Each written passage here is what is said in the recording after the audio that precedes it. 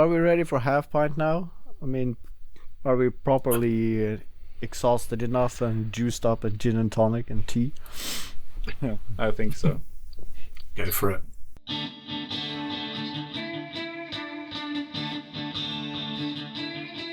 So what should we talk about in the half pint then? Are you gonna do you want to do an outro? Or are you just gonna? I did an outro before. Oh, did you? Yeah, didn't I? Thanks you for listening. Thanks you. Oh, Okay. fair, Sorry, fair. I Carry on then. Yeah, carry on then. shouldn't drink as much. I'm gonna have to fish out the thing in my glass because it annoys me. What is the thing in your glass? Just because I don't want people messaging me asking me what the thing was in your glass. Then you can make up something All of right. this camel. If anyone wants to know what was in my glass, you have to message Glenn. I'll send him some pictures.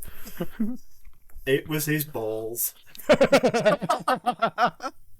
Oh, that would be. Need a bigger glass. He didn't wear enough supportive underwear. They're a bit dangly nowadays. I can't fish it out. Yeah, I was always thinking that with the chat GPT, when I was at uni, there was one guy who tried to introduce the GTP, with his, in English that would be a GTB, with a gin tonic that he puts his balls in. So always when I see chat GPT, I think of that because it's, just two letters switch around. But it never is. Is that the next level of teabagging, or I'm not sure. Yeah. And you were supposed to be really happy if you got a hair in it. Moving on. A couple of weeks ago, I bought some saw blades of an auction site for like 12 quid piece. I bought 2 of them, and the person selling them saying, "Oh, they're really great. I use these in my job." So I thought, "Oh, nice." I got them, and then when I got them, I was like, I wonder what this brand is. And then I googled it, and I saw that they were labeled with a machine renting company's name.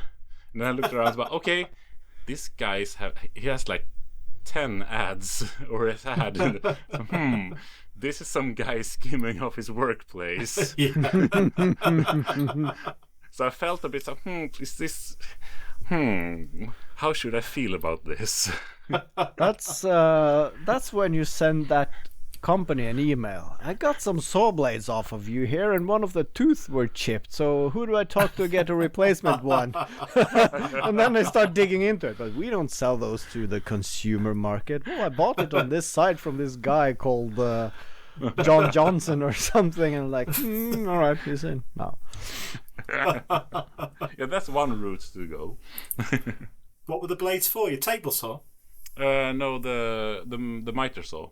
Oh, okay. Because that's been cutting crappily for a long time, and I have had it for almost 10 years, and at one point it actually jumped on me, and one tooth got a little out of sync, so I just took some pliers and bent it back, so it was good enough. And I realized after maybe not. That's not the best idea. Maybe if I get a nice blade, it might cut better. Has it just been burning through the wood for the last 7 years? It does a pretty decent job, actually. It's just a little splintery on the ends. Did you buy many blades? You said. No, just I haven't changed blades on my table saw since I got it 3 years ago. I haven't used it very much, so I always kind of assume that it's still good. And of course, I needed to correct one of the side panels for the Hellcorder, and I did that last night. And then I need to move the one dado groove like 5 millimeters lower down, and I thought, all right, I could make a new part in the CNC, or I could try to chuck up and align the original piece to have the CNC do it. But I thought, well, I have a track saw that I bought last year that I haven't really been using, so I used that one, and that has a proper new sharp blade. And after cutting that dado slot, it's like, Yep, I think the saw blade on my table saw is ready for for an upgrade because it's really bad. I mean, it's so hard. It's a jungle out there with different kind of blades, and I mean they're priced from expensive and upwards. It feels like. Yeah, I use there's a company called Saxton Blades here. I don't know whether they're available there, but they seem to do a budget range of blades, and a lot of people seem to use them, including myself. And they've been pretty decent, to be honest with you.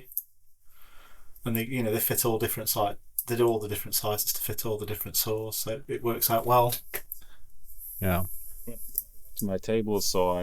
The first comments I got were, "Oh, I use this kind of blade. I use this kind of blade." Yeah. Okay, sure, fine. I'll look into that. Yeah. What blade are you using? Well, it came with the saw. No, you're not supposed to do that. That's a big no. Yeah. As long as you're not using that one that you found at the bottom of the sea, KJ, that's all that really matters. Yeah, that's as far as I've come. Yeah. But I mean, I've seen this laser rust cleaning equipment. I mean, you got a laser, Glenn. Could you just chuck it on there and clean the rust off with your laser, and then it's a brand new blade? Do you know what? I bet you could. Send it over. That won't work out expensive at all.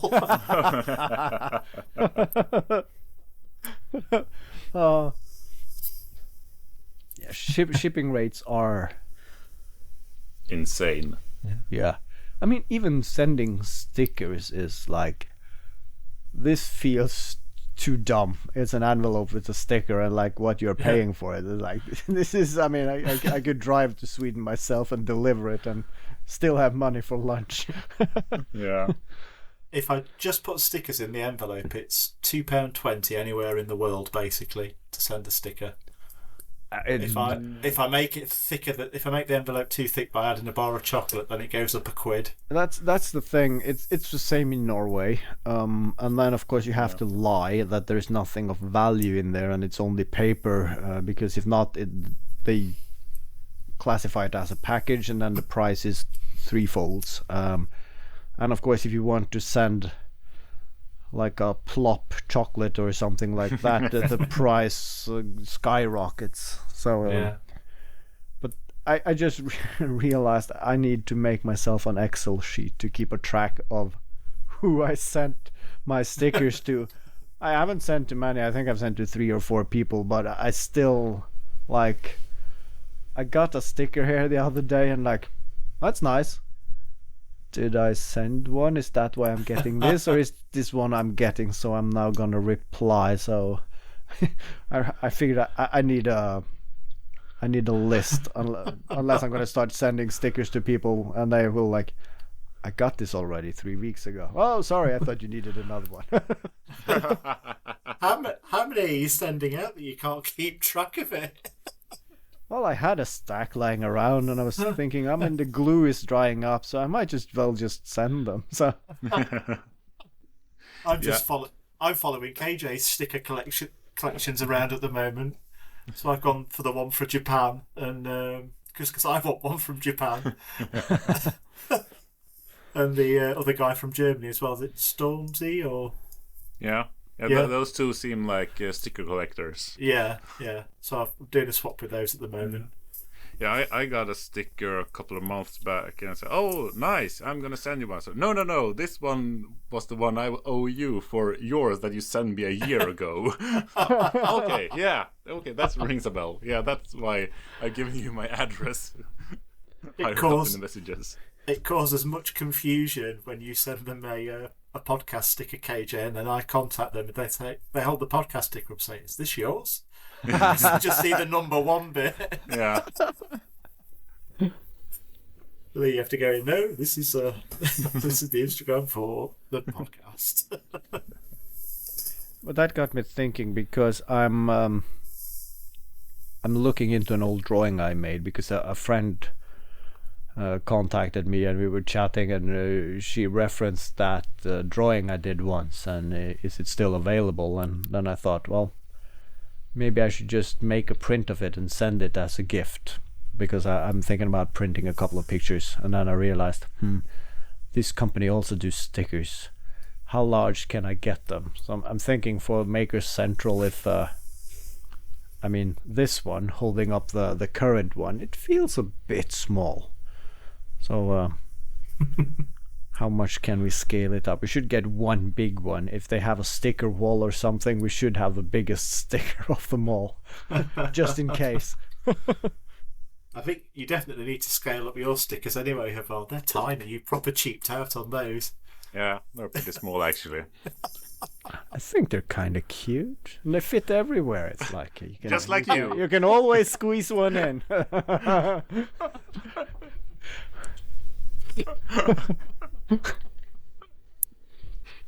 I was thinking, and this goes way back to my uni years, where I thought of because then we had patches on our clothes from different sections and parties and that sort of thing. And it's the same here, that you should make a sticker that's the inverse of all the circular ones, because I mean, more or less everyone has a circular sticker. Yeah. Then you should do one that is the like four goes pointy in bits between. with concave, so you can put it in between. Brilliant. Exactly. You just have to squeeze in and find something to put there. Yeah, of course, it's one thing is the stickers, and then of course I need to have a chat with your wives to find out what sizes you wear, because of course I'm going to show up with Behind the Mistakes t-shirts for me and my daughter and for you guys, because I'm going to use it as a publicity stunt, and then it's the QR code on the back for direct scanning subscribing to my channel. You can bring it if you like. I'm not wearing it. Well, I'll find a way to sweeten the deal. No. I think Maker t-shirts are a nice thing to wear in your actual videos myself. I think that's a nice time to use them. Yeah. It is a good thing to wear your brand when you meet up at Maker Central and that sort of thing, so people get something more than just that face. I know that face from somewhere. I need to see your logo as well. Then you recognize who you are. Yeah. So I had that a lot of that. Be interested if someone comes up and says, "I know that face. Is it from the podcast?"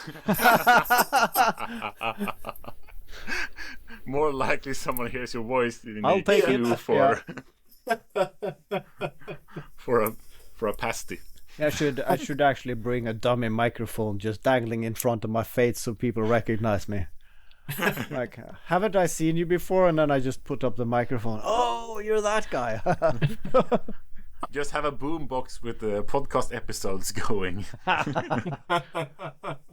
Oh, that's brilliant. You can get these small speakers with a slot for a SD card, and they cost next to nothing. So, of course, you go and place them. You put the episode in on random. You buy 3 or 4 of them, and of course, you super glue the play button just before you press it, and then you just leave it there, and it's just gonna be playing until somebody smashes it with a hammer. I actually have something very similar to that already in my project drawers in the workshop.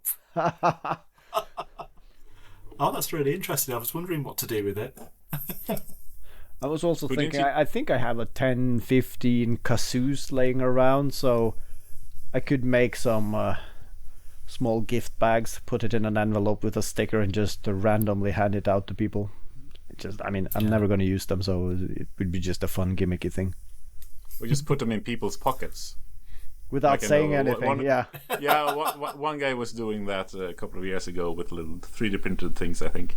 So just try to... I mean, a kazoo is probably... You can put it in someone's back pocket without them noticing. If I caught somebody fiddling in my pocket, I'd be a little bit concerned, I'll be quite honest with you. Yeah.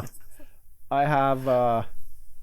when I went to, I think it was primary school, it was he was in the class above me, and they were at a field trip, and of course, as we all did at the time, we were standing around with our hands in the pocket, and he could feel someone just slipping into his pocket looking for his phone or wallet or anything, and he's a real strong guy because he's working on a farm his entire life, so he just Yeah, I didn't even turn to look. I just squeezed until I heard the cracking noise, and I heard some whimpering behind me, and then that was it. So, yeah, I mean, if I caught someone trying to fiddle with my pocket, I might not ask questions. I would just put an elbow in. So, yeah, it's not the safest way to go around. Maybe you have to practice pickpocketing before. Yeah. Reverse pickpocketing, that is. Reverse pickpocketing, yeah. I actually did that at school at one point where someone asked me to get a package of chewing gum because I was going to the store, and I did. And of course, we were hanging around in the schoolyard, and I just slipped it in her pocket because she had a big this was the 90s, so everybody was having these huge baggy puffy jackets. So I just slipped it down there, and I thought she knew or just saw me doing it, but she didn't catch on. So after a while she said, "Oh, did you get me that chewing gum?" "Oh, it's in your pocket." Ha ha, very funny. "Yeah, it's in your pocket." And then she said, "How the fuck did you do that?" I mean, I thought you saw me putting it in. It was blatantly obvious, but no, she didn't pick up on it. So.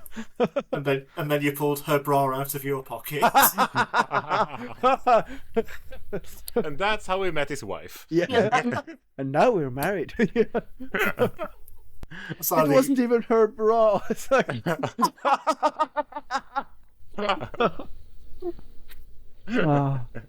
Yeah, so Maker Central. I'm thinking. I haven't decided yet if I'm doing a stint in London or if we're just going with a landing at Schiphol and then going directly to Birmingham. That looks like a viable option now, and then spending a day there maybe. So, still haven't ordered the tickets, if you were wondering. Sounds like that. Well, I'll be in Birmingham from Friday at like 5 o'clock until Monday at like 10 or something like that. So that's my time schedule for the weekend. Sorry, when are you leaving, KJ? Monday at 10, 11, something like that. Right, okay. That's 10 in the morning, right? Yes. So when you say 5, that's in the afternoon on the Friday. Is that 5 in the morning? No, I'm not insane. Yeah, I needed to verify because we got a AM PM person here, and I'm a 0 to 24 guy myself. So Yeah, I'm as well, but it sounds weird saying that in English for some reason, because I'm so Americanized, and hearing it feels wrong to say meters as well in English. I hate the imperial or standard, as they call it, on the other side of the pond, but it feels like the thing to say in English. Right. that being said, I feel comfortable pulling off yards as a meter. I mean, there is a difference there, but that's negligible. True. It's close enough. The semantics, yeah. But when they're talking about stones and pints and whatnot, is like, I got around to sure pints, yeah, but but stones I will never get without thinking hard. It's really weird because it's such a mixed up system here. Yeah. You know, some of it's metric and some of it's imperial, and you can't get around it. I mean, we measure our speed. But it's kind of funny because I've seen English people bashing the Americans for measuring everything in Olympic-sized football fields or whatnot, but then themselves it's like, oh, it was 25 millimeters that way, and then 450 stones and 2 pebbles that way, and I mean, you're not any better yourself. So, and I mean that it translates very. I mean, I've been to Britain, and of course I've seen the Postman Pat series, so I know how your stones look like. But have you been to Norway? So when you say stones to us, it's like, oh yes, we got some stones, but that sounds a bit excessive. But no, it's not that much. It's just 4 kilos. That's not a stone. It's a grain of sand. Well, no, if you're going bigger than that, then you're onto boulders, aren't you? Surely. No, we weigh don't. a quarter of a boulder. How many stones is that? 4 stones, quarter of a boulder? Well, it depends how big your boulder is, really. What's the standard boulder measurement? Yeah. There is probably someone who has made that. You can probably get a conversion chart for metrics to American to British. Oh, I think you can convert most of the measurements from metric to imperial. Yeah, but I think if you have like a nice graphic presentation, it's like okay. 50 yards is one Olympic swimming pool for the Americans, and of course for the Englishmen that's 45,000 stones in volume, and then of course, if not, someone should make that. Yeah, I was thinking about doing a crude but efficient conversion table, where it's like 1/32 of an inch. Well, that's 1 millimeter roughly, and all that. So you have you just skip all the decimals and just go to, well, that's roughly 1 centimeter, roughly a meter, roughly one. So you have an easy way to understand how big things are. Yeah, I do that with socket wrenches and everything, and Allen keys and whatnot. I have both inches and millimeters, but I mean, if it works, it works. And sometimes you turn the edges of a bolt and you have to drill it out, but I mean, it is what it is. I mean, then you get to buy those fancy tools to get bolts out. So it's a win-win. You learn a new skill. It's funny when if I'm cutting something for my wife, on the rare occasion she needs me to cut it for her, I'll say, "What's the measurement?" She'll say, "Oh, that's 3 foot 3 millimeters." So she just works on the closest thing on the tape measure for her that works. Yeah. And that's the thing. I remember my. Now I have them myself, of course, but I remember my mom having one of these like flexible tape measures for sewing work and so on. It was really nice to just pull it out and use it, but of course it was a bit flexible, so if you stretch it too much, you can stretch it a couple of millimeters off, and of course, being and 15 years old, it has been stretched over time. So of course I did the blunder of using that, measuring something, and then I cut something, and then I didn't have it at hand, so I used another tape measure, and then something doesn't add up here, and I actually put that old one together with the new one, and it's like 5 or 6 millimeter off. But of course, as long as you use the same one consistently, you don't really care. But never mix the ones. Yeah. It's funny with the measurement things, because you guys actually seem really, really sensible on some things, and then you have some really crazy things going on in the background for other things. It's really bizarre. Sticking phalluses in the soil and pretending to be examples. Frogs.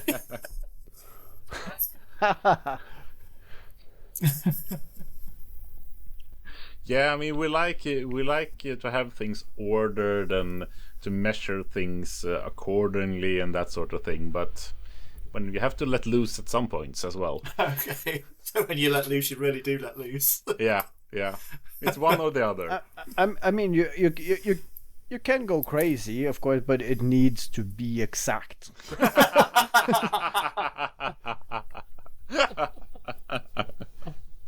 Yeah, that sums it up pretty well, yeah. Which is the crazier, Norway or Sweden? That's a hard one, I think. We each, I think we win in different fields. Yeah. Yeah, I think it's neck and neck, yeah. On the whole, probably. It's small nuances, and of course we pick up on different things and run with them. But when we really pick up something, we really run. So what's the plan for the rest of the week? I mean, you, Glenn, you said you had to cut back the pace on the knife blade. So what are you going to fill your time with? Well, I've been working on a project which should have taken me a day to build, and it's getting on for about 2 weeks now. Is it because of failures or indecision or time management or failures and other people managing my time? The rest of the world coming in and yeah, but That's hard to do something about. But failure is just makes for a good video, so that's okay. No, Depends on what kind of failure. no, it would be really boring. I'm just Well, yeah, chopping your arm off at the table saw That's good. That's content. yeah. that's a failure that doesn't give a good video. Yeah. I think that would give an excellent video, wouldn't it? Might not be monetizable. Yeah, that though. would. I mean, that it would give some views on. I can see it happening on a live feed. You might not have many viewers during the live feed, but you can be sure that people are looking up that video Yeah. afterwards when the rumor starts going. It's going viral, that one, surely. Did you see that guy losing his arm? Yeah. Is there some All he was kind doing of was sharpening a pencil. is there some kind of mutilation? Yeah, that's another thing. Oh, View thing. I mean, because you can't have porn on YouTube, and I don't think they like people chopping off limbs either. But are there a special kind of video service for that kind of thing? Blood Hob. I don't want to know. Oh no. I'll make some inquiries. You're the social media manager. Yeah. All right, you do the googling and just let us know. Yeah. No, I have people Remember I can ask. incognito mode. But that got me thinking. I think it was last year. It was a thing where people like sharpened pencils in various ways, Yeah. and of course, someone using a CNC got a lot of use. And I thought, I'm too late to the party. But then I started. Could you make a competition?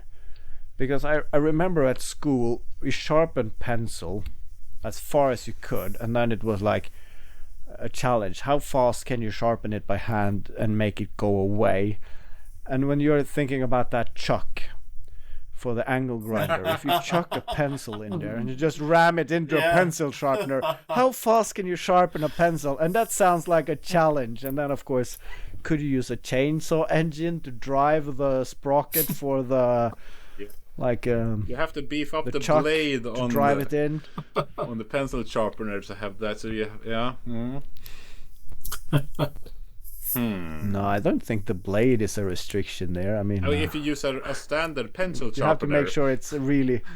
Yeah, and the problem is, of course, you can sharpen it down to the last nub, but you want to push that through. So you need to come up with a contraption to make the entire thing go through.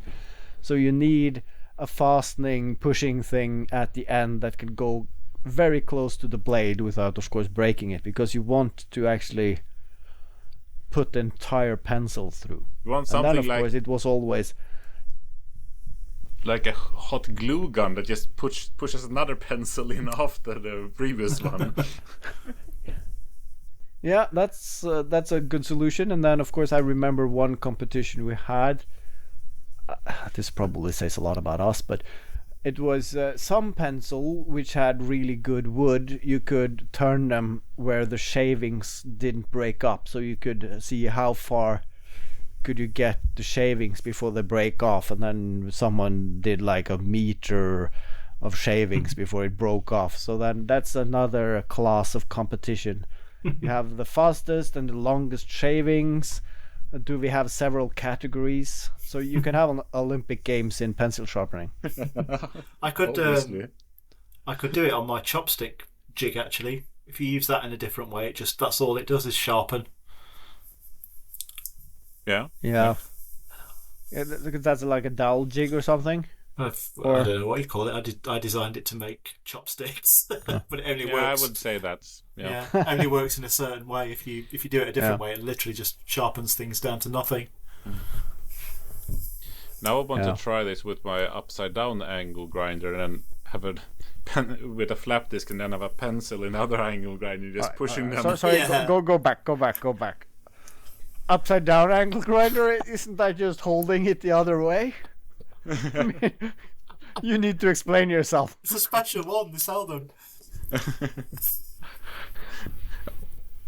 I mean, is it a left-handed one? But you just switch the handle. It's a screw, and then I don't get it. No, I mean the one I have that's bolted upside down with the spinning thing to the top.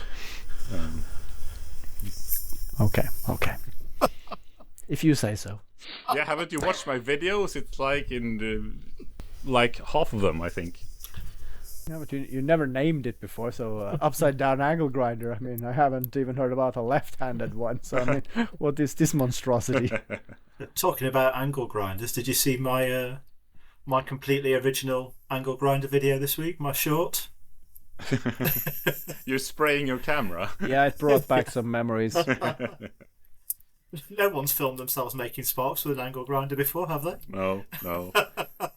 How bad was the cleanup? No. There's no cleanup. Have you looked closely at your camera, or did you have a splash screen? I did it with my phone, and it's fine. Yeah. Yeah. I've had to replace the protection screen on my protection film on my phone, where I did something like that because it was full of spatter. So interesting, KJ. You did. I didn't have that on my lens. You did the Spark video, KJ, and I got exactly the same views on my Spark video. Yeah, but it's a Spark community. Yeah, that's it's right. 2,500 people. That's right. If anybody needs 2,500 views, do a Spark video. If you need more, do 2. So now we need the control group of who are making a Spark video as well. Oh, you should do that. That'd be really interesting.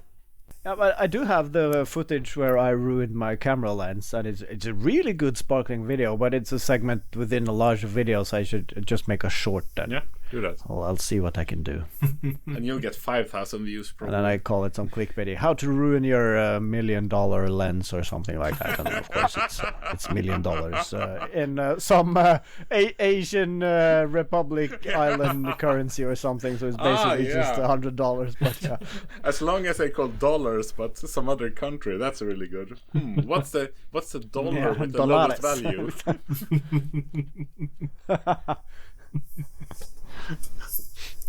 It's really disturbing that your video is lagging for me, Haavard, because I think your sound is coming through in Yeah, I've seen that in a few where it seems like the videos of YouTube try to catch up 10 seconds, so it's like they just spin up and then it's normal again for some minutes and then. Yeah, but you're not catching up. This has happened before, and you are like on a constantly lagging behind. Okay. Yeah, I think the sound is like I don't know but it's like 2 seconds or something. I think it's a Wi-Fi issue, isn't it? That might be. Probably. Yeah. Blame the Or Wi-Fi. Something technical. Yeah, I can't. I Blame can't the watch Wi-Fi it on the because- Wi-Fi. Yeah. Of course, I did not shape up before the recording, so I understand. That being said, we had, of course, we are redoing our office, which means that we are now renting office space across the road. And it's an old building with old crappy meeting rooms, and of course the acoustics and the equipment in the meeting rooms for online meetings were really rubbish. So now there's a company that spent a couple of weeks before Christmas updating 4 of the meeting rooms with the state-of-the-art screens and cameras and whatnot. And the quality is good, but if you connect a computer to it, there is a lag. So when you are pointing at something on the screen, if you move your mouse, it's half a second before the pointer moves, which makes it useless. And I thought it was only the one meeting room, so the next day I booked the second one, and no, it's the same here. And talking to people, no, it's the same everywhere. And I mean, it's 2024, and that's still an issue. Yeah. I mean, and that's the only thing this company is living off, like installing these systems. Like, oh my god, it's embarrassing. Hey, and probably those old screens, they have probably been thrown to the skip. I think I posted on Instagram this week. It's heartbreaking. I was in between a couple of sessions and I was looking them just piling equipment and wood and everything into containers, and I started plotting in my mind of course if I go after work to get my trailer I could get some of that, but then a big lorry came and just drove it off to the tip before I could even start to think about cannibalizing some of that. Of course, that's maybe a good thing. I spent the other night throwing out materials I got some messages from people like they saw the image of me piling some plywood onto my trailer. It's like, that's a really sad picture. And I know, but I can't really keep everything because then I don't have rooms to things like an organ and a car and recorders. Well, changing the subject, I made a No.1 Crude mistake that I wanted to report on. So, last week after we finished recording, and I said, I've downloaded the tracks, and Haavard said, wow, that was quick. Do you know why it was quick? It was... was it a small clip, the test clips from before we started the proper recording? It was the clips. It was the whole episode from the time before I recorded. So I just downloaded an old episode.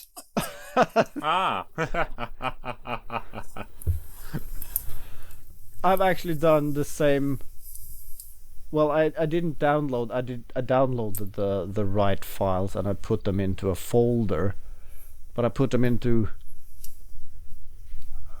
the wrong folder. I did something. So when I then started to editing, I just opened the Audacity and I just imported all the audio files and aligned everything, and then started listening. And after the intro, this sounds familiar. That's exactly what I did. Like, what the fuck? And then, what? September last year? This was one of our earlier episodes, and what the fuck? And then I had to go back and alright, I've mixed up two folders because we also did the cleanup sessions. So, but that brings me over to another question. I realized today we have been cleaning up the folder structure, and we have all the episodes, but of course I like folder structures, and I would really like to split them into season 1 and season 2. I mean, that's I like the system. But how long is a season then? We are actually into season 2. That doesn't matter as long as you have a folder structure for it. So well, I'm of the type that I want as few folders as possible. I really dislike it when at work when you start a new project and then you get all the automated folders, and I just curse a bit and then I use one of them and put everything there. You can call the folders whatever you like. It doesn't really matter to me. I will still put things in there with the wrong titles on. That bothers me a bit, though. It's not going to change. When you asked in the chat if someone could send you the files, and I like, okay, is that the ones? Are they in the folder? Yeah, they're in the folder, but I don't know what name or so. I have been in that folder before, and I dreaded clicking on it, and I just clicked that. But then I just organized everything. What is the latest updated file? Okay. And these are the two newest ones. It's probably those ones. I just uploaded those, and you said, "Oh, there they are. Thank you." So didn't even look at the names. You have to remember that I learnt to run before I could walk with computers, so all the basic stuff I haven't got a clue on. I can edit a video for you though if you like, or a podcast now. Yeah, that's easy to forget. The things you take for granted. That's of course I like folders, and I also like to number them so that I can force the order of which they are in. So I have when I start a new YouTube video, I create a folder, and then I have a lot of subfolders like a standard, so I just copy that in. So it's like audio, video, pictures, voiceover, thumbnails, and script in that order. So that's the basic. So I always use that. And of course, if someone ruins the order, there's something, it throws off my entire workflow. I really hate it when you have subfolders and one folder only contains one file, because then it's just a lot of clicking to get around. I think you need at least like 5 things. That's beautiful. To have a subfolder. Oh, that's beautiful. I mean, if you have one file, if it's good enough that you want to keep it, then it has value, and then you should treat it with its own folder. I mean, it's a bare minimum. Come on. Be a nice guy. Come on. I put my video clips. That being said, I use my desktop as exactly that. My desktop on my computer matches the desk in my workshop. It's overflowing with everything. I dump things there which I'm working on, and then when I finish something, I might move it into folders when it's ready for getting into a system. But it's a bit. I got a comment this week because I was presenting something in a meeting, and of course, before I got the presentation up, they saw my desktop, and it's like, "Ooh, you have the same desktop as," and then they reference somebody who you might maybe not want to be referenced with. But yeah, but it is a working area. It's all the scraps and bit, and then I have a delete folder. So every week or something, I just take everything on my desktop and I put it into the delete folder. And sometimes I need to go back there to find a document, but like if I haven't been into the delete folder for a couple of weeks, then I can go in and just mark everything and then actually delete it. So I use that as a temporary dumping grounds. I try to keep my desktop as clean as possible, but I create a folder called desktop and put everything that's laying around in it and put that on the desktop, and then I create another called like files, and I have to go through them and like once a month and try to sieve out the good things and throw away the rest. You'll have to show me how to recreate a folder at some point.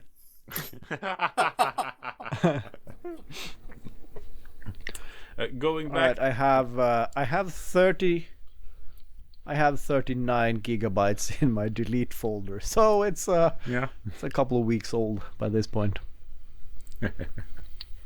Going back to the money thing about finding a currency that's quite bad to. I didn't find a dollar, but I found a pound. The Lebanese pound could be, if you want to say, I spent this many pounds on something, because $1 is 15,000 Lebanese pounds. Bloody hell! So then you get the really big numbers. So that would be about 70p for $15,000. I like that. I spent 15,000 pounds on this thing. Yeah, $1. I mean, if you're buying a tool, that's easily in the millions. Yeah. So, I bought a table saw for $2.5 million. I mean, that's clickbait. Yeah. Like, what the fuck? It's a Metab. What is it? What, $2.5 million for that? A cup of coffee in that country must be about £50,000. Yeah, probably. You want a good cup of coffee for that, don't you? Yeah, that would be something for the eccentric.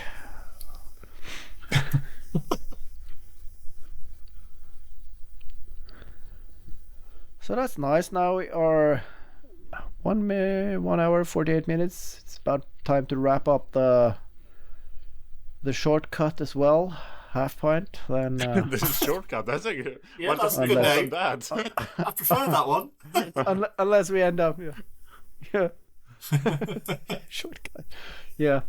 I think I thought about that after the supercut, and of course I realized that cutting together a couple of my videos is like, this is like 20 minutes in total. It's a shortcut.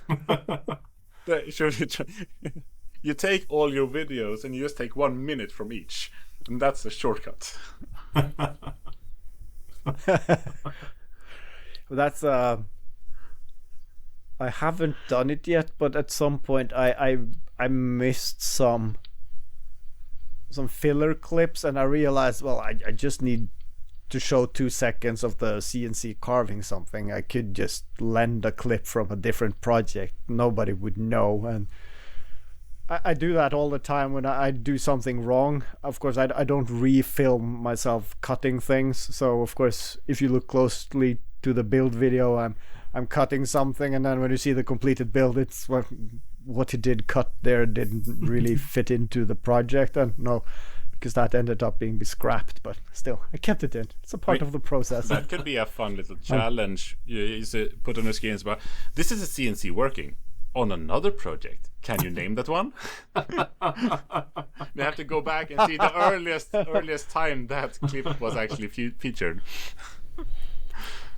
Yeah, and that being said, and of course I can't mention it on this podcast, but I do have Easter eggs in some videos where I'm still waiting for people to pick up on it. So yeah, that's a fun game to play, and probably nobody will ever pick up on it. So it's gonna be that's something I take to the grave with me. But yeah, is this something that's intentional or not? Did he mess up, or did he put it there for a reason? And you don't want to be a bad person and point out if it was a mistake. So this just sounds like some crazy promotion that Haavard's dreamt up. I wonder how I can convince people to watch all of my videos from the podcast. I have a lot of Easter eggs. You should go hunting for There's them. There's one for everybody. You should have some treasure at the end of this rainbow, I think, to incentivize people. Yeah. Or Glenn, at least. Yeah. Of course. Yeah, Glenn the most. That being said, it would be nice to actually to plan for Easter eggs in a project video that you can line up so it will be released in Easter. But that needs a bit of planning. I'm not sure if I have that capability in me. Just put literal Easter eggs in it. Yeah. Can you actually egg themed? How many Easter eggs can you count? Yeah. And then DM me with and then you'll get a surprise gift. Yeah. An Easter egg. They've got loads thrown around.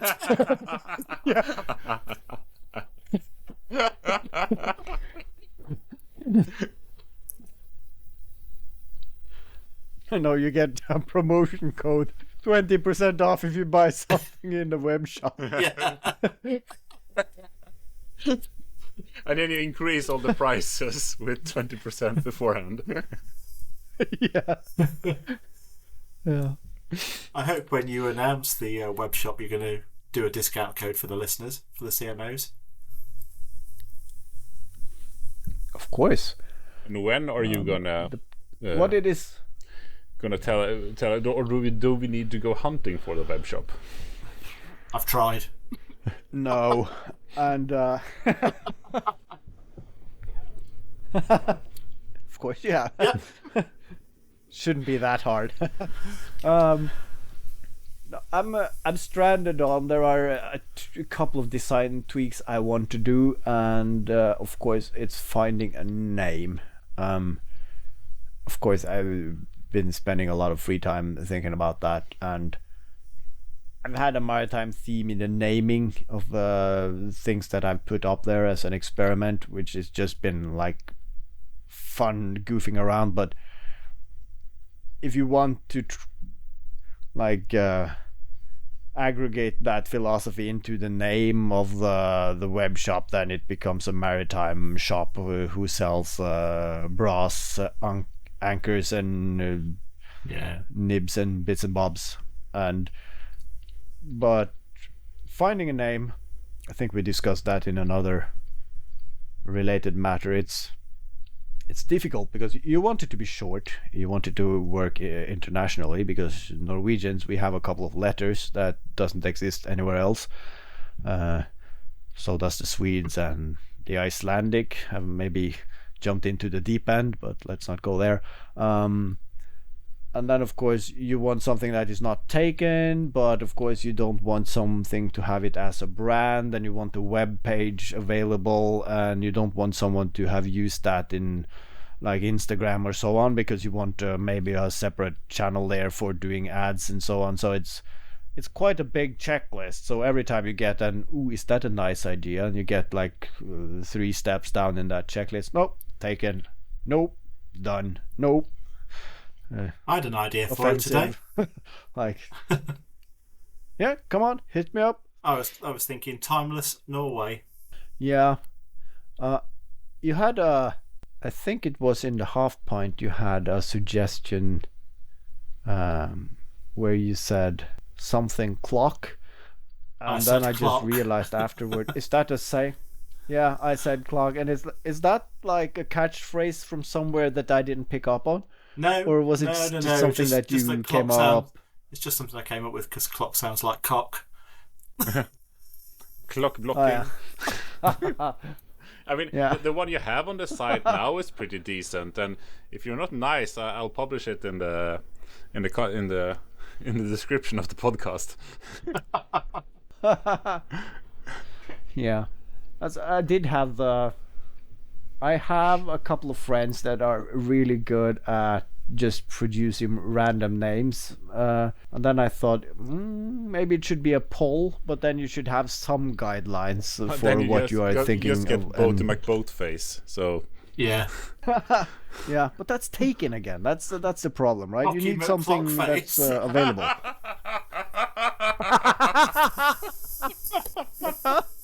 I think you should end it there, Haavard. just make your mind up. Cocky McBlockface. Yeah. You have been clock blocked.